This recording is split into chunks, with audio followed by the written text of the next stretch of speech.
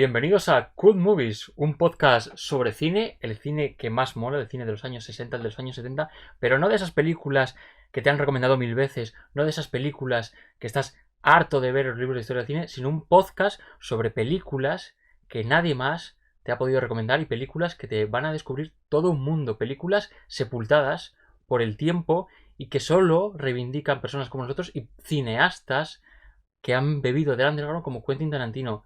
Así que hoy tenemos un peliculón impresionante para iniciar este fantástico podcast. Una película realmente cool, donde las haya, una película completamente desconocida. Cine negro de los 70 en mayúsculas. Además es una película que, como he dicho antes, le encanta a Tarantino. Está rodada en España y es un neo-noir crepuscular precioso. Y que pudo además dirigir John Huston. Y además, para mí, tiene la mejor banda sonora de Jerry Goldsmith. Así que dentro, Good Movies. Cool Movies, starring Sferia Núñez and Pablo Ritura. Pablo, bienvenido a Cool Movies, que esto es tanto tuyo como mío, ya sabes. Así que nada, un placer tenerte aquí. ¿Qué tal? ¿Cómo estás? Bien, bien. La verdad que un poco nervioso, tío, porque es el primer episodio de un podcast que hemos estado preparando durante un tiempo y que, bueno, siempre quieres que salga bien, ¿no? Sí, muy casero y tal, pero con muchas ganas de que esto salga adelante. Y yo creo que eso es lo que cuenta. Sí, bueno, ya ves, buena compañía, un ambiente espectacular. O sea, nos encontramos en una sala dedicada al séptimo arte hasta la máxima esencia. Pues esto lo hemos Aquí hay montado de- para el podcast, ¿eh? Aquí hay de cosas, tío, para dar y tomar. Vamos, hay para montar aquí Sí. cuatro puestos. Y nada, hoy es un capítulo especial, es el capítulo de inauguración, pero otros días tendremos aquí invitados de todo tipo. O al menos esperemos que esto se prolongue durante mucho tiempo. Sí, es verdad, pero bueno, yo creo que ahí reside un poco la esencia de todo esto, ¿no? Es echarle ganas, crear portfolio, también dar paso a iniciativas como esta, que creo que es una cosa muy interesante para llevar a cabo a largo plazo. Y bueno, también para que nos sorprendas con todo tu conocimiento cinematográfico, que yo me quedo años atrás, pero bueno. Ah, bueno, el nuestro. De hecho, el podcast tiene mucho de archivo cinematográfico, de recuperar películas olvidadas, no al punto de tener que desempolvar 35 milímetros completamente olvidados en una filmoteca y tal, pero bueno, al final estamos dando visibilidad a películas que con el tiempo han ido perdiendo fuelle y que hay mucha gente que le encantaría conocer. Tengo un amigo que tú lo conoces, que es Carlos, que el otro día vio el otro, que habíamos logueado Es esta misma verdad. película, Sí, sí. porque la vimos para este primer episodio juntos, Ujú. y estaba ahí cotillando tal, vio que la habíamos visto, se la vio y le encantó. O sea, le flipó. Dice que nunca había oído hablar de ella y le flipó. Y esto es un poco lo que queremos aquí, descubrir esas Sí, joyas, ¿no? es sacar del baúl de los recuerdos como perlas cinematográficas que después de verlas dices, joder, se me ha quedado un buen gusto ahí Sí, después hombre, de que ver una buena peli. hay mucho cine más allá de Hawks, de Ford, de Lang y de Hitchcock. O sea, que hay muchas cosas más allá y parece que si te sales un poco a lo mejor del cine clásico te vas a la Nouvelle Vague y otras cosas, pero que de verdad hay cosas que realmente triunfaron en su momento y luego desaparecieron porque fue un boom para la gente que iba a acudir a las salas en ese momento y que después, pues la gente que tampoco se dedicaba a esto, pues las olvidó y tal y tampoco pasó de generación en generación y estas películas pues han quedado, como digo, sumidas en el olvido. Entonces, Justo, películas que además a lo mejor llegan a España de manera tardía debido, por ejemplo, a la censura, hablamos de los 70, y que se estrenan o en el momento, al año siguiente o en los años posteriores con escenas cortadas, o directamente no se estrenan hasta que aquí a ver, llega la libertad cinematográfica. sobre las que vamos a trabajar sobre todo en este podcast son películas que en su momento, claro, para los críticos eran películas completamente desdeñadas, películas que no interesaban, ¿no? Porque no encontraban una riqueza narrativa y cinematográfica como podían encontrar los grandes autores europeos y norteamericanos de entonces, pero que calaron entre el público y que mucho cine del que vemos ahora, y sobre todo aquel que tiene mucho éxito, como es Robert Rodríguez, como es Edgar Wright, como es Tarantino, como son todos estos cineastas de género, podríamos decir, beben de todas estas películas, eran grandes cinéfilos de estos años y conocen títulos que realmente van más allá de lo que siempre nos han vendido como los años 70. Los años 70 tienen muchas más cosas que la gente no conoce y que no recomienda. Justo, y se esconden como easter eggs en sus películas y ahí es donde cinéfilos como nosotros las rescatamos y le Bueno, damos como un sí. nuevo valor de alguna manera. A mí coge a las películas de Tarantino. Lo iremos haciendo poco a poco, Sí, es pero las verdad. vamos a ir sacando, lo vamos a ir desentrañando todos esos guiños que tiene, tanto a nivel visual, narrativo, compositivo, de montaje, todos esos guiños que hace a 1001 películas de explotación de todos estos años.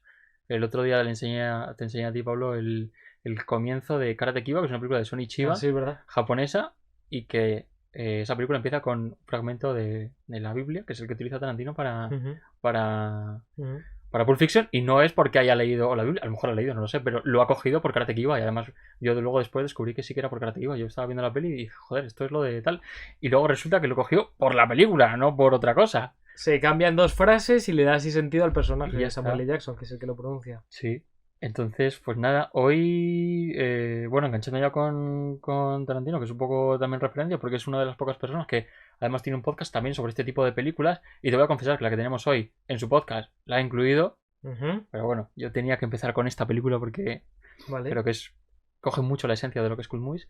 Y nada, es un peliculón donde los haya, completamente desconocido. Yo recuerdo que cuando estuve en Filmoteca, la primera vez que estuve, en el 23, Ujú, en programación empezaron con un ciclo de John Huston ujú, y dudaron si meter esta o no, pero ya sé, como has dicho tú, justo. casi es una película de John Huston, pero no lo es. Entonces no la metieron, pero no la conocían. Y dije, este peliculón, ¿cómo no lo vais a conocer? O sea, entonces tenemos que empezar con esta película aquí en el podcast y nada, es que estoy deseando ya contarte cosas sobre la película. Bueno, de todo lo que hay aquí, ¿qué nos puedes sacar para darnos una pista sobre la película que vamos a hablar hoy? Bueno, hoy objeto recurrente, ¿no? Que es el vinilo de la peli, que como tengo aquí varios, este es muy exclusivo, pero aquí lo tenemos.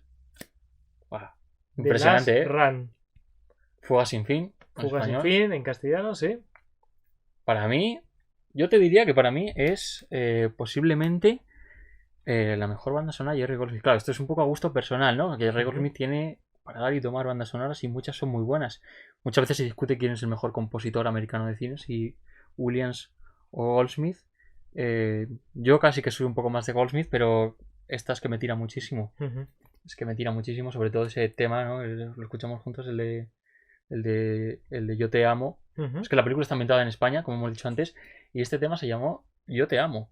A mí me suena un poco a traducción de persona que no habla español y que le Sí. preguntaron ¿cómo se dice I love you? Le dijeron Yo te amo, I love you. Y claro, el título se tendría que haber sido Te amo y ya está, ¿no? Porque Yo te amo te suena como un poco Es raro. verdad, es verdad. Es de este español impostado, ¿no? Que Sí. hacen traducciones literales. Sí, de cuando el boom este de las películas de los años 60 y 70 que empezaron a rodarse aquí en Almería. Y esta película está rodada en Almería, Granada y tal, luego Ujú. lo mencionamos. Y nada, es que la portada me encanta. O sea, a Sí, mí es esta bonita. foto de George Scott, Es te prometo bonita. que es que cada película en la que sale George Scott es una cult movie absolutamente, inmediatamente. Es que George Scott es cult por naturaleza. Sí, sí, O sea, hay algunos como Telly Savalas o tal que los ves y dices, ah, cool movies. O sea, ya está. Eso se me pasa con Oliver Reed o con alguno de estos que digo, cool movies. Y bueno, George Scott, las pelis que tiene en los 70, impresionante. Luego hablaremos un poquito más de sí. la producción de la peli de George Scott porque tiene delito lo que hizo en ese año, no con esta peli, pero en ese año, en el 71, luego lo comentamos, pero tiene delito lo que hizo. Sí, Casi sí, se el le fueron los tiros. tío. Pues nada, inauguramos Cool Movies con Fuga sin fin Fuga sin fin, adelante. y la colocamos en su sitio. Está guapísimo, ¿eh? Aquí voy a quitarte... Le seguían Le llamando seguía Indiana, que no, nos duele mucho quitar esto, pero bueno, a ver si otro día Sí, sale... sí, sí. Estamos haciendo las pruebas de sonido justamente con esta banda sonora. Y Una pasada, maravilla, pero... una edición Esta es especial, mira, reeditada, sujétamelo si puedes, especial, de 50 aniversario. Otro día nos toca una de las Spencer. Con 19 temas. Es bonito el disco, joder. Sí, sí, sí. Estas se le ocurren. Estos bonito, de Kid y Mauricio de Angelis son muy chulos. Sí, todas estas ediciones salen en Italia Y aquí o por importación o no llegan de otra manera. Es que salen pocas copias porque tienen, sobre todo, el mercado está en Italia, que es la gente que los compra, y como mucho en Estados Unidos hay gente sí que los compra todavía, y en Japón. En Japón hay una cultura por el spaghetti western muy extraña, pero les mola muchísimo. Sí. Igual que a ti en Japón te parece muy exótico ver algunas cosas, a ellos les parece muy exótico todo lo italiano y tal, les mola muchísimo. Sí. Pero bueno, como no. Pues nada, tengo aquí el disco que este es del momento, es de los 70 en negro. Pero MCA Records. me encantaría de ponerlo. 71. Me encantaría ponerlo, pero nos la jugamos con el tema del copyright y tampoco es plan. Entonces, lo dejamos aquí. Lo inauguramos ahí con George Scott. Pues, si te parece, te comento un poco los aspectos técnicos de la película, adelante, simplemente para contextualizar. Y nada, es la peli del 71. Ujú. Es que el 71, gran año. O sea, 71, gran año. Te puedo decir, quizá para los próximos capítulos de Cool Movies traigamos una peli que a mí me fascina, tú sabes cuál es. Ujú. Tenemos por ahí un atrecho de la peli, Sí. una réplica que presenté en el Doré además y tal. Y fue la peli más taquillera de ese año. No voy a decir el nombre para que quede para el próximo podcast Ujú. que vamos a hacer.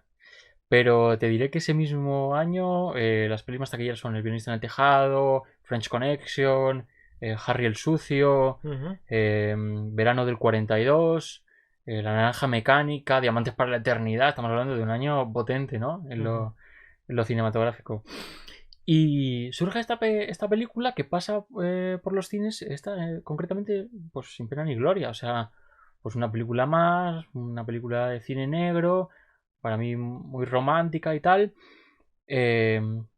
Y con ese toque del cine como de Arthur Penn y de Peckinpah, ¿sabes? Donde el fatalismo y el romanticismo se entrecruzan. Es un poco el término de crepuscular, ¿no? De aquellos años. Y como digo, es del 71. La dirige Richard Fleischer. Richard Fleischer, que es uno de los grandes cineastas de la historia del cine. Esto no lo vas a ver en ningún libro porque te van a decir que los cineastas que son no sé quién, no sé quién, no sé qué, pero Richard Fleischer es uno de los mejores. Ujú. Es que te pones a mirar la filmografía, que es extensísima de Richard Fleischer, y es que hay unos peliculones. O sea, por ponerte en contexto, ¿tú qué conoces de Richard Fleischer? ¿Qué te gusta de Richard Fleischer? ¿Cómo te pillo?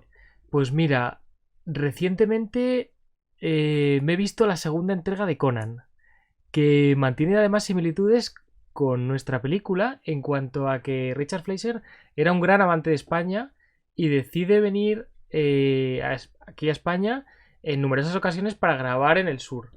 Es verdad que con Conan graba en Almería y aquí ya frontera entre Almería, con Málaga, Huelva, se va moviendo por diferentes lugares.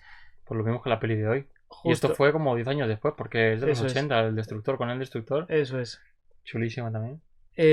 Tengo también por aquí apuntado Cuando el destino nos alcance.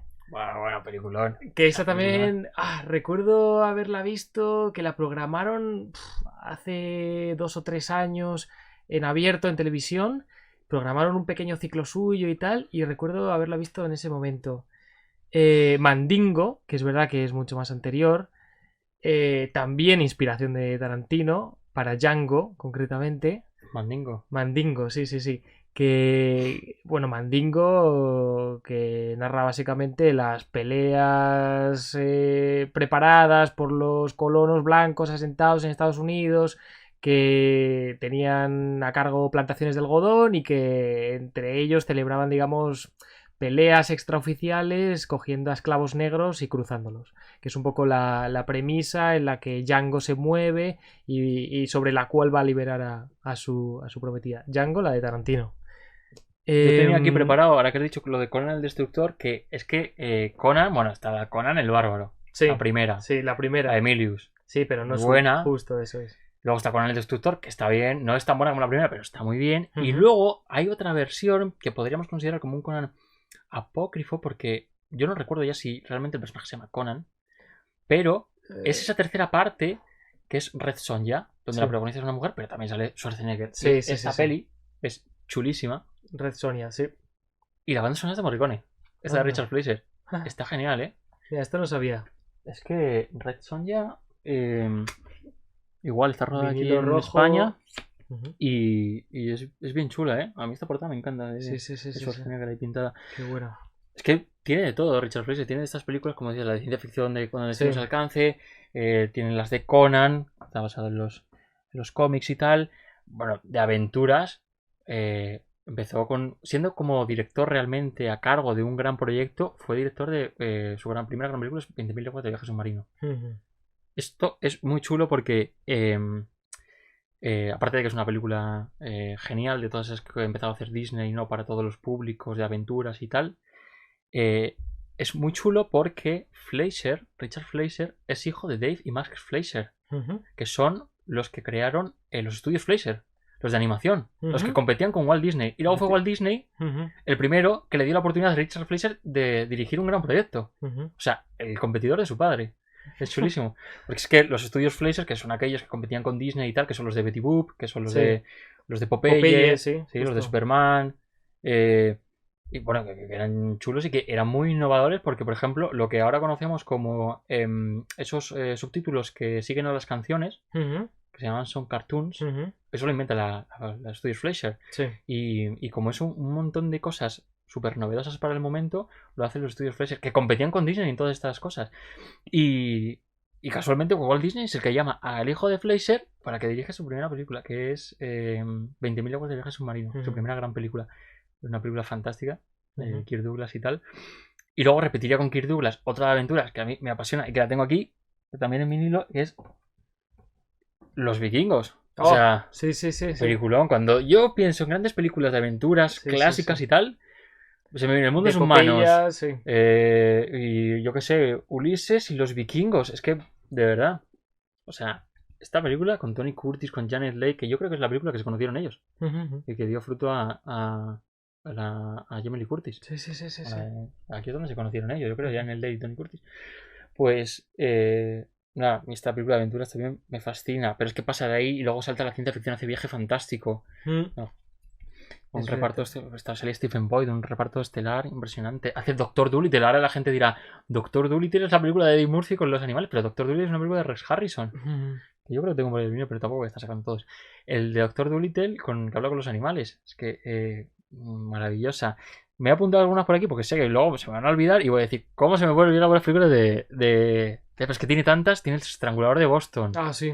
Con Tony Curtis y Henry Fonda. Sí. Buenísima. Tiene Tora, que a mí se me hizo un poco larga Ujú. la primera vez que la vi, y debería revisarla. Pero luego tiene. Y no sé si esta la conoces, pero esta yo te la quiero proponer también Vale. para otro capítulo de Cool Movies, pero quizás se repita un poco lo que estamos trabajando hoy, porque es director Richard Fleischer y el protagonista es George Scott. Entonces, la película es Los Nuevos Centuriones, sale con Stacy Keach. Es una de las películas de esas policíacas de los 70 buena. Ujú. Yo diría que incluso me gusta más que French Connection y todas estas. Esa es invertible. Pero ya había rodado en ese momento Fuga sin fin. Ya había rodado antes Fuga sin fin, creo que es del Ujú. 73, Vale. en Los Nuevos Centuriones. 2 años De después. verdad, muy buena. Y luego hace a Santiébano, estoy viendo por ahí. Y bueno, Majestic, esa de Charles Bronson y tal. Hmm. La verdad es que claro, Charles Bronson en los 70, igual Charles Bronson es un tío de cool movies. O sea, Sí, sale sí, Charles sí, Bronson y sí, sí, dices, sí. para adelante. Lo que pasa es que de Charles Bronson muchas sí son más conocidas. Y nada, está un poco pues hablando de Richard Fleischer, pero tenemos que el guion es de Alan Sharp. Adaptación de la novela de Gordon Williams, que se llamó algo así como de X-Plan, pero que la novela incorporaba algunas modificaciones con respecto al luego el guión que se adaptó para la película. Es que sufrió un montón de modificaciones luego. Sí, es que es cierto que en estos años los estudios, cuando descubren que una novela es exitosa, tiene más o menos recepción en la audiencia, La compran rápido. La compran. Y entonces, a partir de ahí, el escrito, la novela, digamos que se pone no en subasta, pero sí que se baraja una serie de directores sobre los que ofrecer a uno a otro a ver quién puede estar interesado. Uh-huh. Y en este momento, Richard Fleischer pone interés en la novela, ya la ha leído. Los que no ponen mucho interés son los productores en Richard Fleischer. Claro, ahí está la cosa. Que Richard Fleischer llega a posteriori. Pero es verdad que hay una cosa que que se pasa un poco por alto, y es que Richard Fleischer hace esta cinta, un thriller un poco más de acción, introspectivo en cuanto a la figura del gángster retirado, que emprende un viaje, un último vals, de alguna manera. Pero en la novela, digamos que tiene un final mucho más ambiguo, hay más claros oscuros, se da más interés, por ejemplo, a las propias voz-off de los propios personajes. Bueno, Sí, a ver, la modificaciones. película tiende al final a volver al esquema que hemos visto muchas veces en este tipo de cine de los años 70. O sea, yo siento que la película la he visto ya antes de verla. O sea, Sí, me conozco, sé cómo va a terminar, sé cómo efectivamente. funcionan los personajes, la relación entre el hombre mayor ya retirado y el joven insolente y tal. Y todo eso ya lo hemos visto en un montón de películas. Sí, sí, sí. Y es verdad que a lo mejor puede sonar un poco convencional, pero es verdad que siempre Richard Fleischer consigue una atmósfera bastante especial, y en esta película se empapa completamente de ese sentimiento, como dices tú, el último vals, pero trágico, romántico, de todas estas películas de los años 70, y que realmente lo que dicen es que los tiempos están cambiando. Y por volver con lo de la dirección, es verdad que los estudios querían a John Boorman, Ujú. que bueno, hubiera sido un película también, seguro que con John Boorman, o sea, Ujú. se me anubla la mente porque solo estoy pensando en Deliverance, en Defensa, y... Sí, no había una opción mala, ¿no? Entre los candidatos. Bueno, y a quemarropa, o sea, cómo no. Ujú.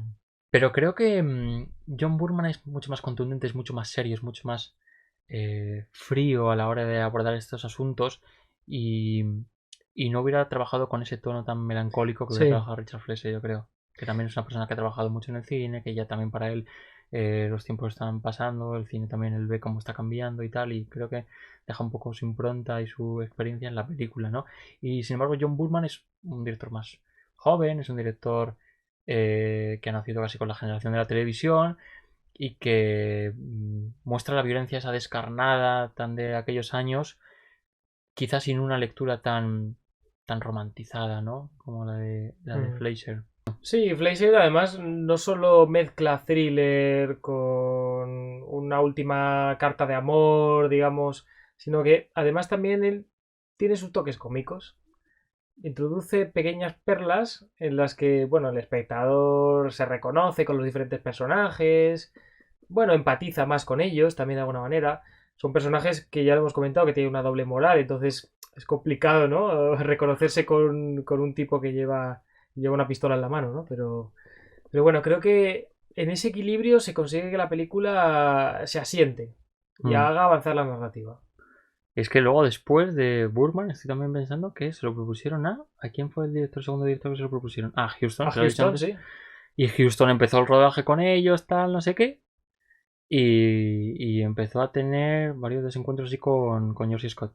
Que Sí. George Scott sí que lo veía, como digo, mucho más romántico. Él quería hacer una película a lo Bogart, Eso es. ¿sabes? Además, el propio George Scott se basa en los diferentes personajes de Bogart Claro. para intentar, digamos, modular su propio personaje. Lo cual también me parece un poco anecdótico porque él entra en disputa precisamente sobre su manera actoral, porque John Huston quiere dirigirle de una manera en la que él no está acostumbrado, y también John Huston, que ha trabajado con Bogart, además. con Bogart, efectivamente. Entonces entra en discusión con la persona con la que él se basa su interpretación, ¿no? De alguna manera. Sí, yo creo que, como digo, que George Scott tenía toda la historia muy idealizada, ¿no? De querer convertir eso en una película de las de antes. Y John Huston, yo creo que John Huston es de esos directores que no mira hacia atrás, ¿no? Que siempre es muy inclasificable en toda su filmografía, porque cada película es muy distinta a la anterior. Y no tiene nada que ver el John Huston de los años 70 y de los años 80, cuando hace Los Muertos, cuando hace Fat City, cuando hace todas estas películas. Blood White, no me acuerdo cómo se llama esa exactamente, pero bueno, hay una Fat City y todas estas, o El Juez de la Horca y tal, incluso El Juez de la Horca, que está basado en una película de los años 40, la de Gary Cooper. No sé, creo que no hay un estilo reconocible, creo que siempre aborda cada proyecto de una manera distinta, sabe que los tiempos están cambiando y él cambia con ellos, o sea, no mira hacia atrás, ¿sabes? Es que el John Huston, por ejemplo, del Halcón Maltés, que por supuesto asienta los códigos del cine negro con esa película que es espectacular, y es su primera película, va después a hacer El Tesoro de Sierra Madre, hace otras películas y no se fija en las películas que están haciendo a su alrededor, o sea, realmente tiene un estilo muy particular, y John Huston no sé cómo hubiera terminado con esta película, desde luego no hubiera sido la que es.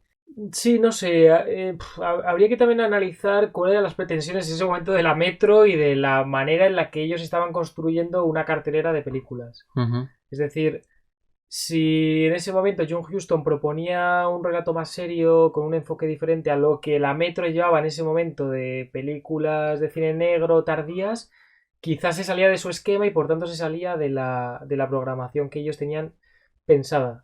Porque no olvidemos que todo esto es para generar un beneficio y conseguir una rentabilidad final, ¿no? Claro, si George Scott tenía las ideas muy claras, los productores también y tal, pues a lo mejor a John Huston nunca le convenció el guión desde el principio. Yo creo que era un guión para una persona todavía más joven, una persona como Peckinpah, como Arthur Penn, ¿no? Como toda esta generación. Y yo creo que eso, desde el primer momento no estaba convencido y él se llevaba muy bien con George Scott, ya había rodado con él un par de películas, que pues no cuajó. La verdad es que George Scott y su hijo, que también estaban reescribiendo continuamente el guión y tal, y Alan Sarr también, y era un poco también a su favor, ¿no? George Scott quería hacer la película para él, lucirse y tal. Sí. Y John Huston yo creo que no lo terminaba de ver. Y fue cuando abandonó el proyecto y entró ahí Richard Fleischer. Y por lo que le digo, muy a pesar de los productores que tenían dudas sobre Richard Fleischer. Sí, ya había dado éxitos, no sé. Bueno, de esas cosas, ¿no? También en estos años los estudios están siguiendo una dinámica muy cambiante. Bueno, hasta el punto de que el director de fotografía, mira, no sé pronunciar porque es sueco, es Steve Nips, que no sé cómo se llama, pero es uno de los directores de fotografía de Berman. O sea, están cambiando, pero ahora viene uno de los directores de Berman a hacer una película en España y es su primera película con Hollywood, ¿no? Entonces, no sé, empiezan a hacer unas conexiones interculturales en estos momentos de los años 60 y años 70, empiezan a entrar equipos europeos con estrellas de Hollywood. Bueno, es lo que pasó, ¿no? Desde que la llegada de los estudios de Bronston aquí a España y de los Spaghetti Western, que empezó a llegar gente de todo el mundo aquí a España, Almería y tal, y se formaron repartos de los más exóticos. Bueno, me estoy acordando ahora mismo de Sol Rojo, la película de Terence Fisher, que es el director de algunas películas. No, de Terence Young, que es alguna de las películas de Bond, el director. Y es británico y tal. Y los protagonistas de un Spaghetti Western que sale Alain Delon con Charles Bronson y con Toshiro Mifune. O sea, es que hacían unas mezclas, sí. Que eran impresionantes. A mí me divierte mucho. Ya más luego de lo que pasa en la película, me divierte mucho estas mezclas. Y aquí trajeron eso al director de fotografía sueco. Y luego sí que para el reparto respetaron, eso sí, un reparto estadounidense completamente. Lo rodaron aquí en España. Sí, se rueda en España, la Metro asume la producción y también asume el procesado de color. La pieza se firma y se procesa con Metrocolor, que ya había aparecido como procesado de color. Es verdad que no era un sistema de filmación como por ejemplo podía ser el de Technicolor, sino que era un proceso, digamos, que ellos tenían estipulado en sus propios laboratorios y con los que se agilizaban y abarataban costes. Se trasladan todos aquí a España y se da lugar a una epopeya, ¿no? A un viaje. Me gustaría pasar al reparto porque en el reparto hay un montón de cosas muy interesantes que pasaron a colación del rodaje de la película, como el hecho en sí de que George C. Scott, que estaba casado con Colin Dewhurst, o sea, se casó 2 veces con ella. Sí, es se cierto. divorció una primera vez y después de esta película se volvió a divorciar. ¿Por qué? Porque se enamoró de la joven protagonista que es Tris Van de Vere, que venía a hacer algunas películas como Where is Papa. ¿Has visto Where is Papa? No lo he visto. Where is Papa, que sale George Segal, divertidísimo, ¿eh? También da en Nueva York y tal, pero divertidísimo. Y de ahí viene Tris Van de Vere, porque tampoco no tenía muchas películas antes, hace Where is Papa, de aquí la llaman para hacer esta, se enamora de George Scott, se enamoran como en la película.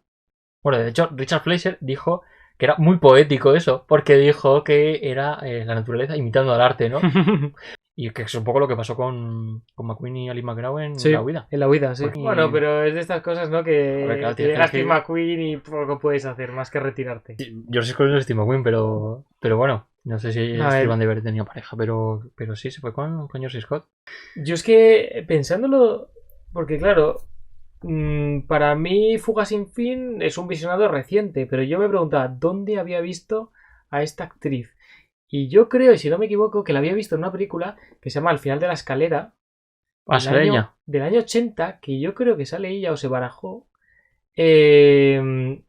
que por cierto es una de las pelis de terror más cool que puedes ver. A mí me gusta bastante. Frente a la escalera está genial. Está muy bien. Traducción al castellano de un título que ya te revela un spoiler, que es de Changeling en inglés, Sí. que viene a ser una traducción algo así como el intercambio de un niño por otro, ¿no? Una cosa así que ya te revela un poco todo.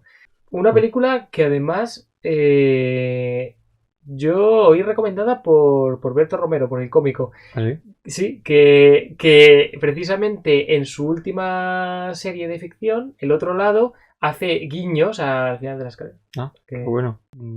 Y luego Tris Van de Vere se casó con George Scott. Bueno, es que no lo he dicho. Pero Colin de Bourse, que era su mujer, Ujú. con la que se casó una vez, se divorció en los años 60, se volvió a casar y después de hacer la película se volvió a divorciar porque George Scott conoció a Tris Van de Vere, salía en la película. Es la que hace de prostituta. Anda. Entonces grabaron primero las escenas con la un prostituta. Sí. triángulo amoroso en Y toda cuando regla. terminaron de rodar, ella se volvió, porque lo rodaron en España, se volvió a Estados Unidos y luego tenía las escenas con la otra. No había hecho yo este Esa es la- link. Esa Sí, es sí, la mujer, o sea, sale la mujer y la... Que en realidad es un poco metaficción, ¿no? Porque la propia historia también hay un triángulo amoroso, no Sí. entre los chicos, pero sí en cuanto a la chica. Completamente. Yo creo que Sí, se adecua bastante a la realidad, como decía Fleischer. Porque sí, la prostituta hace como de ese amor ya cansado, ya de personas, pues eso, cansadas la una de la otra y tal. Y luego descubre a esta chica y tal que, bueno, pues que se enamoran entre ellos, pero ella también siente lástima como por él, ¿no? Ujú. Es verdad que ella está con Tony Musante, que es un poco gañán, un poco insolente y tal. Ujú. Pero es como un crío y tal. Y Sí. Ben George Scott como un hombre de verdad de los de antes, pero es un hombre acabado, ¿sabes? Entonces, no sé, es verdad que habría que ver luego las condiciones en las que pasó todo esto realmente, pero es verdad que se asemejan un poco a lo que pasó en la Sí, sí, ficción sí, sí. también. Y es verdad que luego Tris Van de Vere empezó a hacer un montón de películas con George Scott y salen El Día del Delfín, Ujú. que no sé si te suena, pero El Día del Delfín a mí me Sí, gusta, pero porque tiene hemos- una de las bandas sonoras de George Delerue más bonitas que hizo Sí. nunca, y que es la película que iba a dirigir Roman Polanski cuando asesinó a Sharon Tate y Justo. tuvo que volverse. Y Eso la hizo es. Mike Nichols. Sí, sí, sí, sí, Y sí. esa película, yo tengo aquí la banda sonora de Delerue porque es una pasada. Siempre están ahí con el desprecio, con no sé qué de Godard y de verdad esta banda sonora es increíble. Ujú. Me hace poco gracia porque la película se toma demasiado en serio a sí misma. Y la película, la música es demasiado bonita, demasiado seria y tal. Y suenan los violines ahí de Delerue mientras George Scott abraza a un delfín ahí Sí, nadando sí. de noche. Y es como, Sí. bueno, a Sí, ver, sí, sí, sí. sí, pero está muy bien. Y aquí está Tris Van de Vere. Ujú. Aquí está ella. Y luego hace también The Savage is Loose, que es como El Ujú. salvaje anda suelto, Ujú.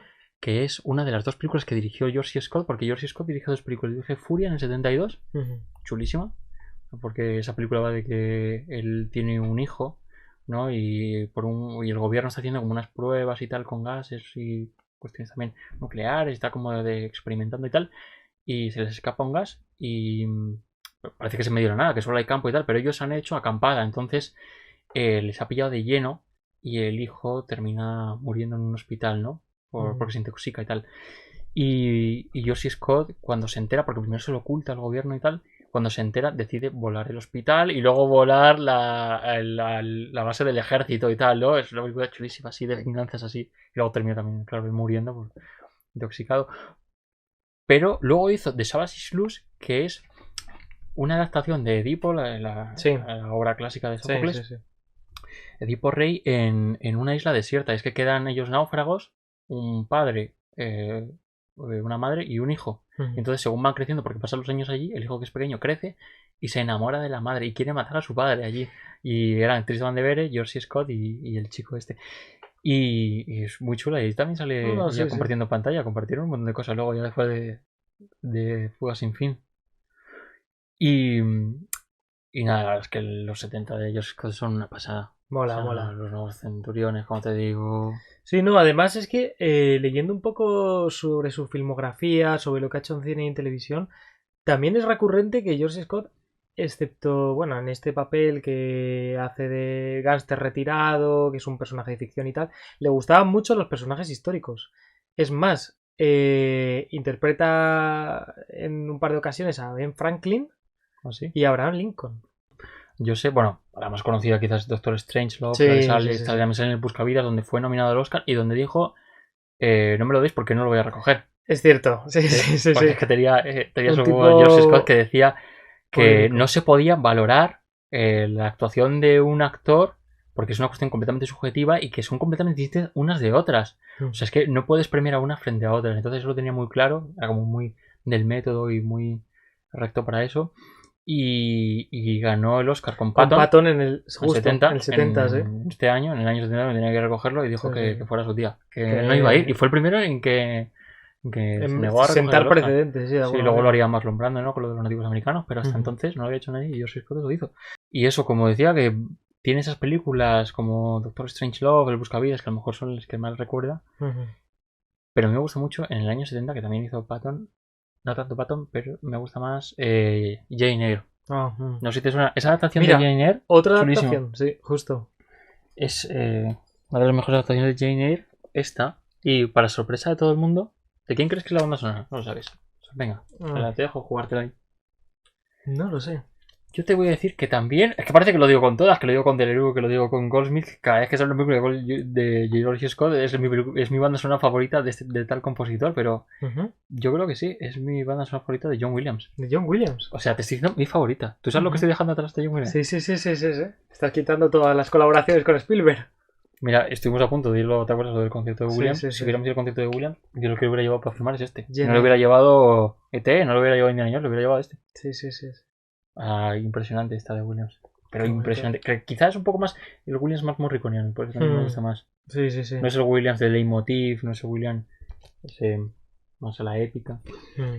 Bueno, y luego en el 79. Bueno, tiene Oklahoma, George Scott. Ujú.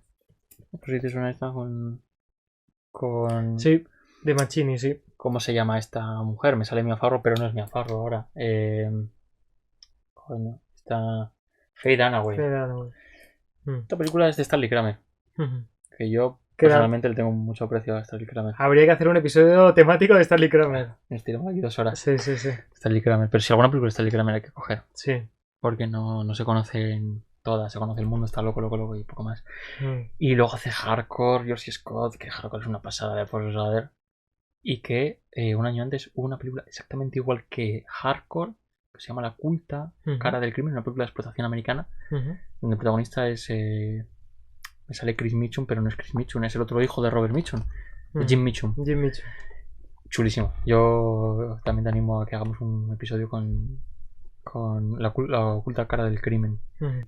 Pues por centrarnos un poco en esta película, en Fuga sin fin, bueno, y ya que estamos con los actores, sale Aldo Sambrel, Ujú. ¿sabes? El actor recurrente de las películas de Leone y tal, secundario, español, es uno de los pocos españoles que sale al principio, que es el que hace del portugués ese Sí, que es sí, marinero sí. y tal, y luego al final le matan y tal. Toma spoiler ahí, no, aparece muerto. Sale muy poquito, pero Sí, hace de nada, personaje secundario, sí. Aldo Sambrel. Y ya, bueno, Tony Musante. Tony Musante que es uno de los grandes actores de los años 70 en el cine de género. Porque viene de... Es verdad que él es estadounidense, de familia italiana y tal. Pero... bueno, empieza haciendo, por ejemplo, películas como El Incidente, no sé si has visto de Martin Sheen, que son... No. Bueno, es un día que se levantan muy jóvenes allí Martin Sheen y Tony Musante, Ujú. súper jóvenes, Ujú. estos así gamberros así de Nueva York y tal, y dice, hoy vamos a joder la vida a la gente que se monta en un metro ligero de estos que va por... Y entonces, claro, la película presenta la vida de las familias que van a coger el metro, tal, no sé qué. Hay personas mayores, otros más jóvenes, otros que van con niños, otros son afroamericanos, tal. Y entonces lo va presentando para que tú un poco empatices con cada una de las familias y luego entran estos a joderles la vida. O sea, es que son malos de verdad. Esa película es buenísima, ahí está Tony Musante brutal. Pero es verdad que a mí me gusta Tony Musante cuando salta a Europa y viene y hace Salero para matar. Que quizás la mejor película de Corbucci, o sea, Sí. nada más, no tengo nada más que añadir. Viene a hacer El pájaro de las plumas de cristal. Con esa primera trilogía de Dario Argento que a mí me gusta más que el resto de su filmografía. Ujú. El pájaro de las plumas de cristal. Hace Anónimo Veneciano. Que tengo por ahí el disco. Bueno, tengo el disco de pájaro de las plumas de cristal. Porque es de Morricone. No tengo el de Salario para matar. Porque nunca le conseguí. Pero este es el del... Bonito. Esta es la primera película de Dario Argento. Ujú. A mí esta es de primera trilogía. que es mucho más exploitation, giallo y tal, que el resto de su filmografía, que va a ser todavía mucho más surrealista. Esto es más giallo al uso. Me gusta mucho. Y esta película está genial. Aquí roba Tarantino también para Death Proof un tema y tal. Esta banda sonora de Morricone está genial. Bueno, aquí mete una sera chena, esta italiana Tony Musante. Este es él, me parece, que es una crítica a la burguesía italiana, que va a ser un tema recurrente porque los cineastas italianos que los 60 y 70 sobre todo van a ser comunistas, anarquistas y tal, y de esta tendencia, y les va a encantar criticar el tema de la aristocracia, de la burguesía y tal, de los desenfrenos, de realmente como si fueran personas perturbadas, personas sin ningún tipo de moral y tal. Y esta película está genial. Y aquí sale, bueno, esta banda sonora impresionante de Morricone. Y aquí sale Tony Musante. Y esto es Anónimo Veneziano, que es una película así romántica de esta de los 70 italiana, que sale con Florinda Volcan, la actriz esta brasileña sí. que tanto salía en Giallos y estas películas italianas. Y la banda sonora de Cipriani, maravillosa. O sea, de cierre. O sea, esas 4 películas que se marcan en Italia, Tony Musante, o sea, puro oro. O sea, no podía haber elegido mejor. O sea, cuando Rick Dalton se va a Zona de Hollywood a elegir películas, no eligió también como Tony Musante. Tenía que haber elegido estas películas. Y nada, bueno, pues la Fuga sin fin, una película muy al uso de estas películas de acción, de cine negro de los 70, muy al estilo de La Huida. A mí me recuerda también mucho La Huida. No solo por lo que pasa entre los actores, sino por ese tono trágico que tiene La Huida, porque también es una road movie. Fuga sin fin es una road movie absolutamente. También igual que a McQueen, a George Scott le gustan los coches. Que esa es otra de las cuestiones. Bueno, es que la pasión por los coches en George Scott en esta película es que yo creo que el propio coche es una extensión de George Scott en la película. Es como un alter ego, es él sí mismo, que también es un coche como ya muy antiguo, ya está un poco cascado, pero es un buen coche, es un coche que lo ha dado todo en otros momentos, igual que él, que era un gángster de los buenos, era un gángster que ya está a punto de retirarse y que no sabe vivir sin peligro, ¿no? A él no le gusta no sentir esa sensación en todo momento de amenaza y tal, y coge el coche y se embarca en una última aventura. Él sabe que es la última, lo sabe, quiere terminar así, y de ahí llegamos al final. Si quieres, que no sé si alguien lo quiere escuchar. Bueno, mencionar aquí que además no solo es un coche fiable, es un coche con porte, sino que además es un coche único. BMW entre el 56 y el 59 solo saca 139 modelos de este BMW, de este Corvette. Y es más, George Scott, cuando se lo proponen entre la gama de coches que había disponibles, él insiste que debe ser este. Es que elige él, es el que quien la acompañe en esta aventura. Es el que manda. Y dicho esto, pasa si quieres al final. Es un jefazo. Bueno, yo aquí aviso a spoilers, porque esto puede tener spoilers. Pero es verdad que al final la película ha hecho hincapié, como te digo, en la relación entre el hombre-coche, que realmente como si fueran uno. Hay un montón de paralelismos, pero bueno, y al final es evidente, ¿no? Cuando el coche acaba destrozado por culpa de Tony Musante, y él también acaba en esa situación por culpa de Tony Musante, George Scott, que le disparan en la arena y se le ve agonizando, ¿no? En las últimas, y el coche igual está destrozado porque Tony Musante lo ha cogido y lo ha reventado. Y cuando ¿te acuerdas al final de la película, cuando uno de los policías va a quitarle la llave al coche y apagar el motor, ese motor ya no va a volver a funcionar, el coche se ha estropeado, es al mismo momento, hace un corte ahí Fleischer y se apaga también el corazón de George Scott. Justo, es el apagado total. Además, no solo eso, si es que en realidad al final ya te lo están poniendo todos los acontecimientos, porque hay un momento dado que George Scott dice: tenéis que coger una barca y tenéis que cruzar y salir de aquí. El coche no se va, igual que él, se queda en tierra. Pero él lo sabe. Y acaba. Él empieza incluso a fantasear con la posibilidad de que, como ella ve que hay cierta atracción, que parece que en un primer momento es porque Tony Musante está obligando a Tracy Van Devere a que se acerque a él, pero es que en realidad a ella le atrae en el fondo a George Scott. Y cuando él empieza a fantasear lo de podemos ir a Estados Unidos, empezar una nueva vida y tal, él sabe que no, eso no va a suceder. Es como una quimera. Él sabe que su destino es otro, que su vida es realmente el gangsterismo, es realmente el peligro, y tiene que acabar por todo lo alto. Él no puede irse a Estados Unidos, él no va a retirarse. Entonces es por eso que él empieza esta nueva aventura. Empieza esta aventura por voluntad propia. O sea, es que él estaba en España y dice: no, yo tengo que sumarme. Él no los conoce de nada a ellos. Y es el que se presta a sacarle a él al principio de la película de ese furgón y librarle de la cárcel. Sí, además con la novia que en realidad aparece como un personaje adicional, digamos, a nivel de que no estaba previsto en el plan inicial de Josh Scott, que ella les acompañase en el viaje, ¿no? Todo acaba deviniendo, pues eso, en que se queda en tierra. Y eso lo saben él y ella, porque Tony Musante todavía tiene sus pájaros en la cabeza de lo que va a hacer, de lo que es muy infantil, es muy naif el personaje de Tony Musante, pero ellos dos, que son muy sensatos, solo con la mirada saben que eso se va a acabar y que realmente se quieren y tal, pero las situaciones no son favorables, han nacido en diferentes momentos y llegados a la situación que llega la película, saben que eso se tiene que acabar y que no están hechos uno para el otro, aunque en el fondo realmente se atraen, ¿no? Me gusta No mucho hechos eso. el uno para el otro también me recuerda en esta extensión de Hombre Coche a Christine de John Carpenter, en el que el personaje, como extensión de su propio coche, dice: aquí se acaba nuestra historia. Ujú. Y ahí Y a mí en me aquel gusta garaje. mucho esto porque esto pasa en se el dejó. cine de los años 70, es como muy poético, ¿no? El hecho de que saben que todo tiene que acabar en algún momento dado y no sé si hay cierto fatalismo en el cine negro americano clásico con las películas de Bogart y tal, pero creo que se lo toma todo más en serio, que es mucho más ligado a la moral y tal, y aquí es como un punto existencialista, ¿eh?